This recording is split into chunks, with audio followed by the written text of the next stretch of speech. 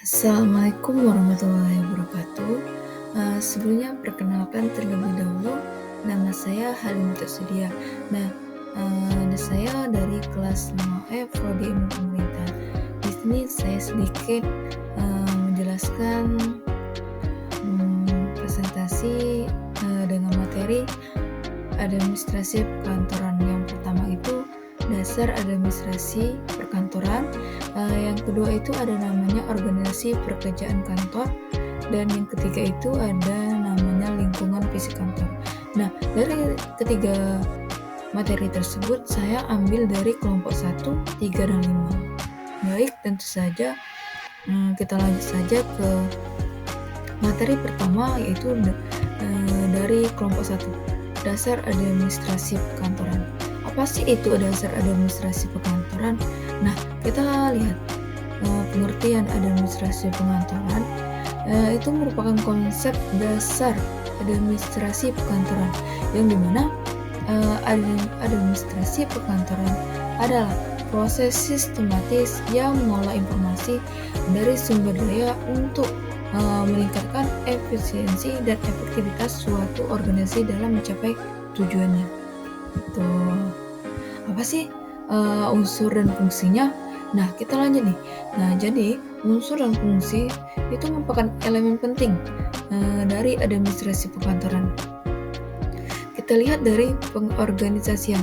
Nah, kalau dilihat dari pengorganisasian, itu adalah proses penyusunan dan pengaturan, baik itu dari sumber daya, tugas, dan orang untuk mencapai tujuan organisasi secara efisien dan efektif. Nah, ada lagi nih dari manajemen. Nah, kalau dari manajemen itu mencakup baik itu perencanaan, perorganisasian, dan pengendalian aktivitas organisasi. Nah, untuk memastikan pencapaian tujuan mereka itu dengan cara yang terstruktur dan terukur. Baik, kita lanjut ke lagi, yaitu ada namanya kepegawaian. Nah, kalau kepegawaian ini, ia lebih tepatnya berfokus pada pengelolaan sumber daya. Misalnya termasuk rekrutmen, pelatihan, dan pengembangan karyawan dengan tujuan untuk meningkatkan produktivitas dan kepuasan kerja. Nah, gitu. Apa sih tujuan dan keterampilannya? Nah, kita lanjut ke slide selanjutnya. Nah, untuk tujuan dan keterampilan, mereka itu pentingnya efisiensi dan keterampilan dalam administrasi. Nah, apa sih efisiensinya?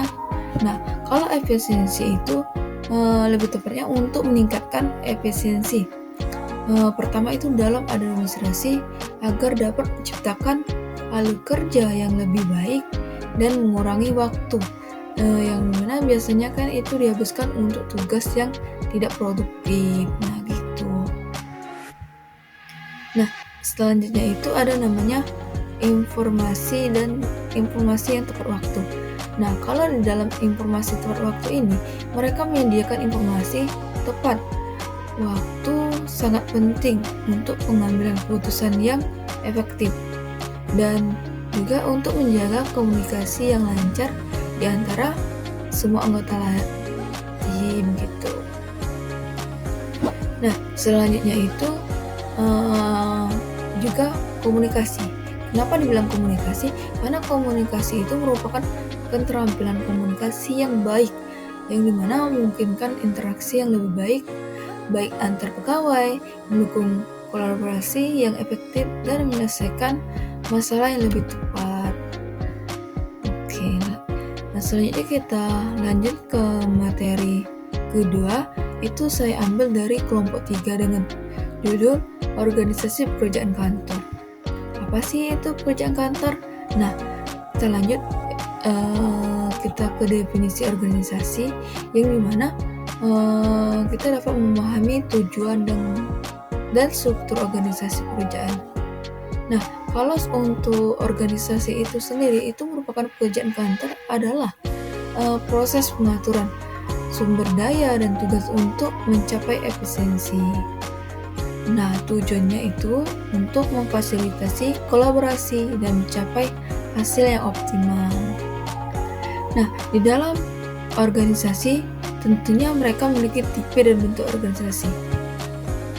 Nah, inilah tipe dan bentuk organisasinya, yaitu mereka memahami struktur organisasi kantor secara mendalam.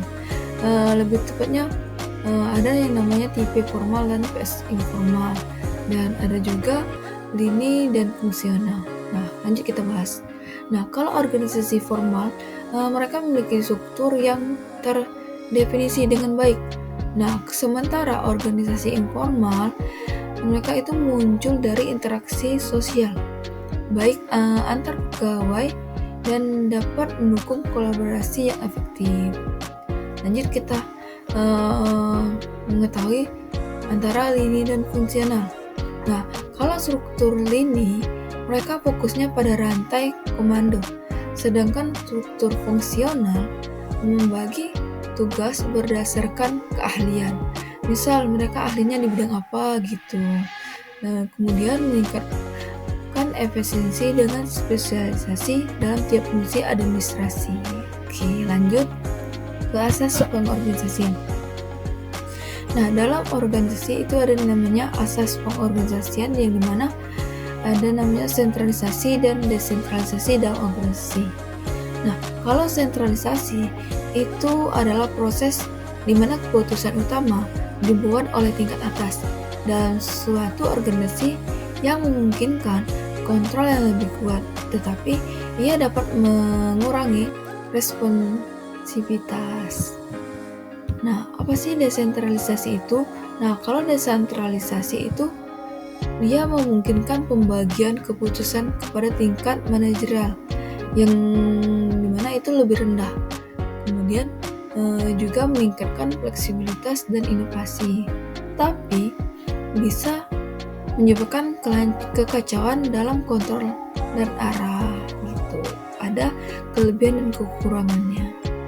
Lanjut ke materi yang ketiga, itu ada namanya lingkungan fisik kantor, yang dimana materi tersebut saya ambil dari materi kelompok 5. Nah, kalau lingkungan fisik kantor itu lebih tepatnya ke elemen lingkungan. Yang pertama, faktor penting dalam produktivitas kantor. Nah, apa sih elemen lingkungan kantor? Itu merupakan lingkungan fisik kantor yang dimana ia mencakup baik itu pencahayaan, ventilasi, suhu, dan kebersihan, yang semuanya itu berperan penting dalam menciptakan suasana kerja yang nyaman dan efisien gitu. Lanjut, dampak lingkungan fisik. Nah, ternyata elemen lingkungan fisik kantor itu memiliki dampaknya. Pertama, dampaknya itu bisa ke konsentrasi. Nah, yang dimana lingkungan nyaman tentunya dapat meningkatkan konsentrasi pekerja, memungkinkan juga mereka itu untuk fokus lebih baik dan menyelesaikan tugas dengan efisien. Yang kedua itu dampaknya kesehatan. Nah, jadi kesehatan itu sangat penting, yang mana kualitas udara dan pencahayaan yang baik sangat penting untuk kesehatan, dan juga dapat mengurangi resiko penyakit dan membantu pekerja agar lebih segar gitu, serta berenergi sepanjang hari. Yang ketiga itu dampaknya di bagian motivasi. Nah, jadi lingkungan kerja yang positif dan menawan itu dapat meningkatkan motivasi karyawan, sehingga meningkatkan keterlibatan dan produktivitas secara keseluruhan. Oke. Pasti implementasi kondusifnya. Nah, implementasi kondusif itu meningkatkan efisiensi dan kepuasan kerja. Pertama, efisiensi kerja. Nah, lingkungan kerja yang kondusif itu dapat meningkatkan produktivitas, sama seperti halnya yang tadi saya bilang. Kemudian melalui fasilitas yang memadai dan pengaturan yang baik, sehingga itu dapat menciptakan suasana kerja yang lebih nyaman. Kemudian juga dapat meningkatkan kepuasan karyawan. Nah, karyawan yang merasa nyaman dan dihargai dalam lingkungan kerja, mereka cenderung memiliki kepuasan yang lebih tinggi, yang dimana itu sangat berdampak positif sekali pada retensi dan motivasi kerja mereka. Yang ketiga itu ada namanya loyalitas. Nah, loyalitas dengan menciptakan lingkungan yang mendukung, perusahaan dapat mengembangkan loyalitas karyawan yang pada alirannya mencakup meja organisasi. Nah, dari ketiga materi tadi, itu dapat saya simpulkan bahwa sinergi antar tiga elemen itu sangat penting, yang dimana dapat menggabungkan administrasi, organisasi, dan lingkungan fisik itu menciptakan kantor yang lebih efektif. Kemudian penerapan konsep-konsep ini dapat meningkatkan produktivitas dan kesejahteraan karyawan di tempat kerja.